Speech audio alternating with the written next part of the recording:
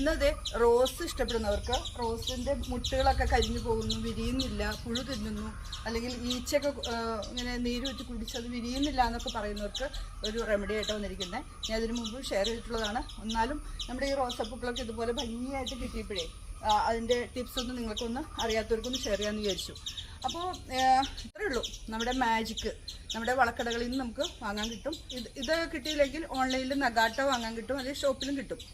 ഇത് ഞാൻ ഷോപ്പിൽ നിന്ന് തന്നെ വാങ്ങിച്ചതാണ്.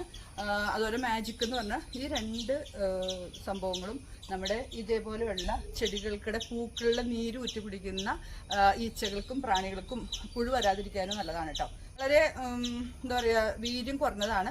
അതുപോലെ തന്നെ നമ്മൾ സ്പ്രേ ചെയ്യുമ്പോൾ വീര്യം കുറച്ച് തന്നെ അടിക്കണം. അപ്പോൾ 1 ലിറ്റർ വെള്ളത്തിൽ ഒരു 10 തുള്ളി, അതായത് ഒരു 2 ml കിട്ടാവുന്ന രീതിയിൽ, അധികം വേണ്ട. ഹാർഡായി കഴിഞ്ഞാൽ ചിലപ്പോൾ പൂക്കൾ അതിൻ്റെ മുട്ടൊക്കെ കരിഞ്ഞു പോകും. ഈ കൂമ്പിലാണ് നമ്മൾ ചെയ്ത് കൊടുക്കാം.